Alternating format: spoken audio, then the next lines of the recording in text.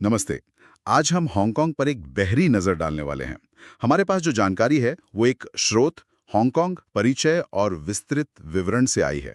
और हमारा इरादा है कि इस जानकारी से हांगकांग की एक साफ, कह सकते हैं बहुआयामी तस्वीर पेश करें। देखिए, हांगकांग का नाम सुनते ही दिमाग में क्या आता है? ऊंची इमारतें, है ना? व्यस्त बाजार, अंतर्राष्ट्रीय व्यापार। लेकिन ये सब तो बस ऊपरी परत है। इसके नीचे एक बहुत ही अनोखी, काफी जटिल और लगातार बदलती हुई कहानी है। तो चलिए इसी जानकारी की परतों को खोलते हैं आज। सबसे पहले बात करते हैं इसकी लोकेशन की। हांगकांग कहाँ है? ये दक्षिणी चीन में है, दक्षिण चीन सागर के ठीक किनारे पर।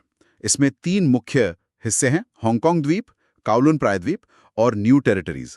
और दिलचस्प बात यह है, जैसा स्रोत बताते हैं, कि इनके अलावा 200 से भी ज्यादा छोटे छोटे द्वीप हैं। कुल एरिया देखें तो बस करीब 1100 वर्ग किलोमीटर, मतलब साइज में काफी छोटा है। आकार ही एक तरह से इसे खास बनाता है। हम्म। स्रोत इसी बात पर जोर देते हैं कि कैसे इसकी जो लोकेशन है, जी। मतलब समुद्र तट पर होना, चीन की मुख्य भूमि से जुड़ाव, इसने इसे हमेशा से व्यापार और आवाजाही का एक बहुत अहम चौराहा बनाया है। सोचिए ना, एक तरफ विशाल चीन, दूसरी तरफ खुला समंदर। तो ये जो भौगोलिक स्थिति है, इसने इसके भाग्य को गढ़ने में शायद सबसे बड़ी भूमिका निभाई है। छोटा होना कमजोरी नहीं रहा, बल्कि वो एक तरह से फोकस पॉइंट बन गया। सही कहा। अब जरा इसके इतिहास में चलते हैं। स्रोत बताते हैं कि कहानी में एक बड़ा मोड़ आया 1842 में। पहला अफीम युद्ध हुआ और उसके बाद ब्रिटेन ने हांगकांग द्वीप पर कब्जा कर लिया। ये सिर्फ जमीन का टुकड़ा लेना नहीं था, ये एक तरह से एक बड़ी शक्ति का एशिया में पैर जमाना था। हाँ, और फिर कहानी आगे बढ़ती है। 1898 में, जैसा स्रोत में लिखा है, हांगकांग का जो बाकी बड़ा हिस्सा था, न्यू टेरिटरीज, वो ब्रिटेन को 99 साल की लीज पर दे दिया गया। अच्छा, लीज पर? हाँ, और ये लीज वाली बात बहुत अहम है क्योंकि इसने एक समय सीमा तय कर दी। एक उल्टी गिनती शुरू हो गई जो आखिरकार 1997 में खत्म होनी थी। और वो तारीख आई 1 जुलाई 1997। ब्रिटिश झंडा उतरा, चीन का झंडा चढ़ा। ये जो हस्तांतरण था, ये एक देश दो प्रणाली, यानी वन कंट्री टू सिस्टम्स के एक बड़े अनोखे सिद्धांत के तहत हुआ। स्रोत में साफ लिखा है कि इसके तहत हांगकांग को अगले 50 साल यानी 2047 तक काफी हद तक स्वायत्तता की गारंटी दी गई थी। अपनी करेंसी, अपना कानून, अपनी सीमाएं, बहुत कुछ अलग रखने का वादा था। ये एक देश दो प्रणाली का जो आइडिया है, ये वाकई बहुत ध्यान खींचने वाला है। जैसा स्रोत इशारा करते हैं, ये असल में एक बहुत बड़ा राजनीतिक प्रयोग था, अपनी तरह का शायद अकेला ही। सोचिए, एक कम्युनिस्ट देश चीन अपनी संप्रभुता के तहत एक ऐसे इलाके को जगह दे रहा है जो पूरी तरह पूंजीवादी है, जिसकी अपनी अलग कानूनी व्यवस्था है, ब्रिटिश कॉमन लॉ पर आधारित, और जहां बोलने की आजादी जैसी चीजें मुख्य भूमि चीन से कहीं ज्यादा थीं। मकसद यही था कि चीन का हिस्सा होते हुए भी हांगकांग अपनी खास पहचान और लाइफस्टाइल को कम से कम आधी सदी तक बनाए रखे। ये एक तरह का समझौता था उस वक्त के हालात में। हाँ, और यहीं से बात और भी पेचीदा हो जाती है ना? चलिए आज की राजनीतिक स्थिति पर आते हैं। जैसा स्रोत साफ करते हैं, हांगकांग अब चीन का एक विशेष प्रशासनिक क्षेत्र है, SAR।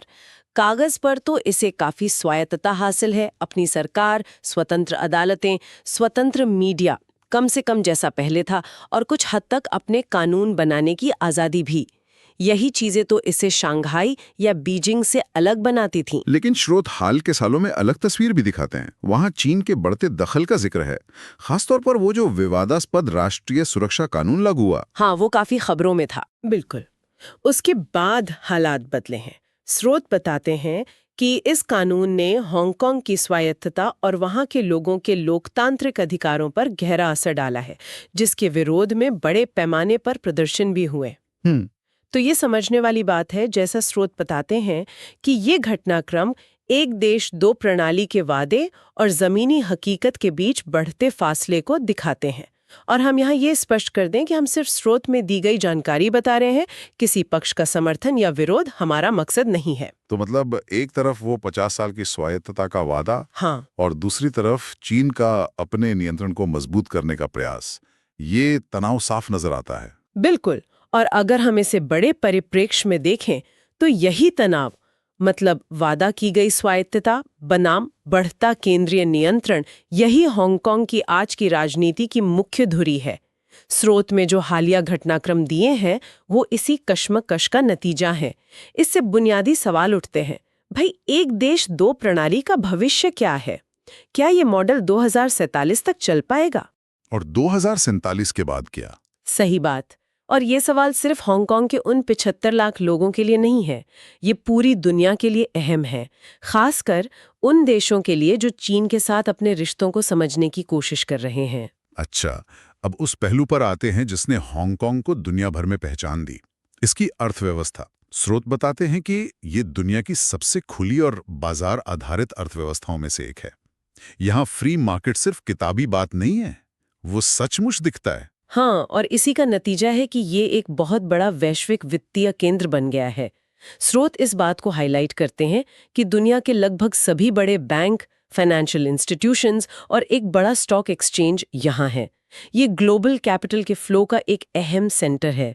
कम टैक्स, कम से कम सरकारी दखल और पूंजी का लगभग पूरी तरह से फ्री मूवमेंट, इन चीजों ने इसे दशकों तक व्यापार और निवेश के लिए एक चुंबक बनाए रखा। स्रोत ये भी बताते हैं कि फाइनेंशियल सर्विसेज के अलावा टूरिज्म, लॉजिस्टिक्स मतलब सामान लाने ले जाने और रखने का मैनेजमेंट, जो इसकी लोकेशन की वजह से बहुत महत्वपूर्ण है। बिल्कुल। और अंतर्राष्ट्रीय व्यापार, ये सब इसकी अर्थव्यवस्था के मुख्य स्तंभ हैं।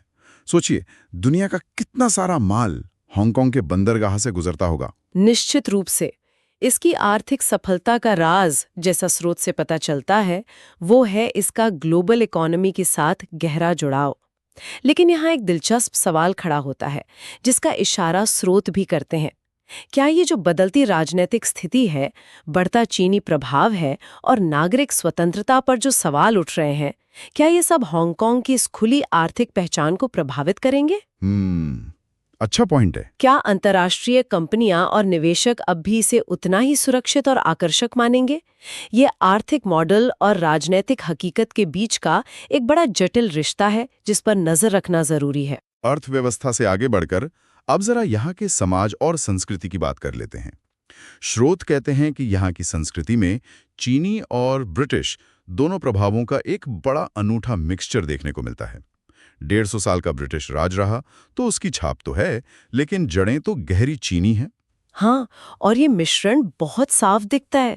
भाषा को ही देख लीजिए। स्रोत बताते हैं कि कैंटनीज, जो दक्षिणी चीन की एक मुख्य भाषा है, और अंग्रेजी दोनों यहाँ की ऑफिशियल भाषाएं हैं और रोजमर्रा की जिंदगी में दोनों खूब इस्तेमाल होती हैं। कई लोग तो बात करते करते आराम से एक भाषा से दूसरी में स्विच कर लेते हैं। अच्छा। खान पान में भी ये दिखता है। एक तरफ पारंपरिक डिमसम मिलेगा तो दूसरी तरफ ब्रिटिश स्टाइल वाली आफ्टरनून टी भी खूब पॉपुलर है। आर्किटेक्चर में, त्योहारों में, यहाँ तक कि लोगों के सोचने के ढंग में भी ये दोहरा असर झलकता है। स्रोत यहाँ के लोगों के बारे में कहते हैं कि वे आमतौर पर काफ़ी पढ़े लिखे होते हैं, टेक्नोलॉजी में कुशल और मेहनती। लाइफस्टाइल तेज़ रफ्तार वाली है, जैसे बड़े ग्लोबल शहरों में होती है। त्योहारों का जिक्र भी है, जैसे चीनी नववर्ष, mid autumn festival, dragon boat festival, ये सब बड़े धूमधाम से मनाए जाते हैं। ये इसकी चीनी सांस्कृतिक विरासत को जिंदा रखते हैं। बिल्कुल। ये सांस्कृतिक मिश्रण सिर्फ एक ऐतिहासिक तथ्य नहीं है, ये हांगकांग की खासियत है। ये दिखाता है कि कैसे दो अलग दुनियाएं एक छोटे से द्वीप पर ना सिर्फ साथ साथ रहीं, बल्कि एक नई मिली-जुली पहचान बनाने में कामयाब हुईं। स्रोत इस पहलू को हांगकांग की आत्मा का हिस्सा मानते हैं। इसी अंतर्राष्ट्रीय जुड़ाव की बात करें तो स्रोत भारत और हांगकांग के रिश्तों पर भी कुछ रोशनी डालते हैं।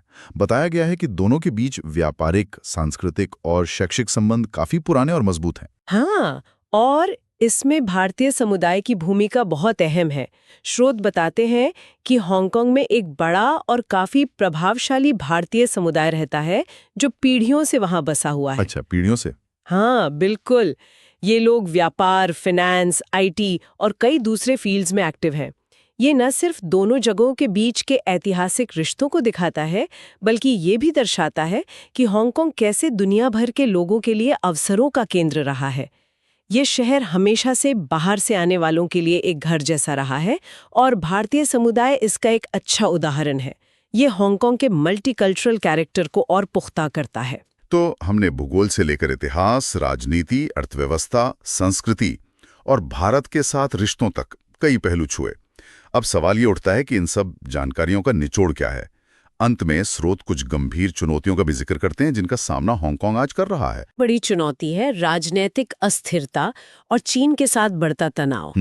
वो एक देश दो प्रणाली का भविष्य अनिश्चित सा लगता है और ये अनिश्चितता हर चीज पर असर डाल रही है। हाँ। दूसरी बड़ी चुनौती, जैसा स्रोत बताते हैं, वो सामाजिक आर्थिक है, खासकर युवाओं में बढ़ती बेरोजगारी की चिंता और आसमान छूती प्रॉपर्टी की कीमतें। हांगकांग में रहना दुनिया में सबसे महंगा है और ये बात वहाँ के समाज में गहरा असंतोष पैदा करती है। और तीसरी चुनौती जिसका जिक्र बार बार आता है वो है नागरिक स्वतंत्रता और मानव अधिकारों पर मंडराता खतरा। राष्ट्रीय सुरक्षा कानून के बाद बोलने की आजादी, प्रेस की स्वतंत्रता, विरोध करने का अधिकार, इन सब पर क्या असर पड़ा है, ये एक बड़ा सवाल है जिसके बारे में स्रोत चिंता जाहिर करते हैं। और महत्वपूर्ण बात यह है कि ये चुनौतियां अलग-अलग नहीं हैं। ये सब आपस में गहराई से जुड़ी हुई हैं। जैसे महंगी रिहाइश और अवसरों की कमी युवाओं में निराशा पैदा करती है, जो राजनीतिक असंतोष को हवा दे सकती है। हाँ, बिल्कुल। इसी तरह अगर नागरिक स्वतंत्रता कम होती है तो क्या हांगकांग अपनी वो जो अंतर्राष्ट्रीय प्रतिभा और व्यापार को आकर्षित करने की क्षमता है, क्या उसे बनाए रख पाएगा? स्रोत हमें सोचने पर मजबूर करते हैं कि इन सब दबावों के बीच हांगकांग अपनी उस अनूठी पहचान, अपनी उस खासियत को कैसे बचाए रख पाएगा जिसका वादा एक देश दो प्रणाली के तहत किया गया था। ये संतुलन साधना बहुत मुश्किल काम है। तो कुल मिलाकर इन स्रोतों के जरिए हमने हांगकांग की जो तस्वीर देखी वो विरोधाभासों से भरी है। ये पूरब और पश्चिम का संगम है, एक जबरदस्त आर्थिक इंजन है, लेकिन राजनीतिक भंवर में फंसा हुआ है। इसका एक गौरवशाली और अनूठा अतीत है, लेकिन भविष्य को लेकर कई अनसुलझे सवाल हैं। ये एक ऐसी जगह है जो लगातार दुनिया की नजरों में रहती है। बिल्कुल। और जो मुख्य बात उभर कर आती है वो यही है कि एक देश दो प्रणाली का सिद्धांत जमीन पर कैसे काम कर रहा है या शायद नहीं कर रहा है और इसके क्या नतीजे हो रहे हैं।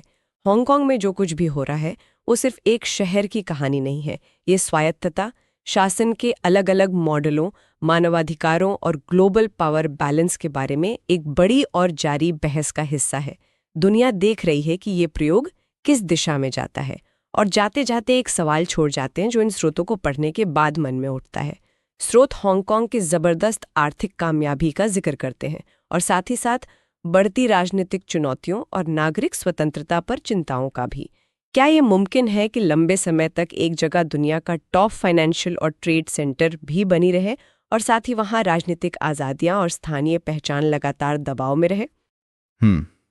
ये सोचने वाली बात है। खासकर आज के बदलते ग्लोबल माहौल में जहाँ जियोपॉलिटिकल तनाव बढ़ रहे हैं, क्या आर्थिक ताकत और राजनीतिक स्वतंत्रता हमेशा साथ साथ चलती हैं या फिर हांगकांग एक ऐसा उदाहरण बन रहा है जहां ये रास्ते शायद अलग हो रहे हैं? इस पर सोचने और नजर रखने की जरूरत है।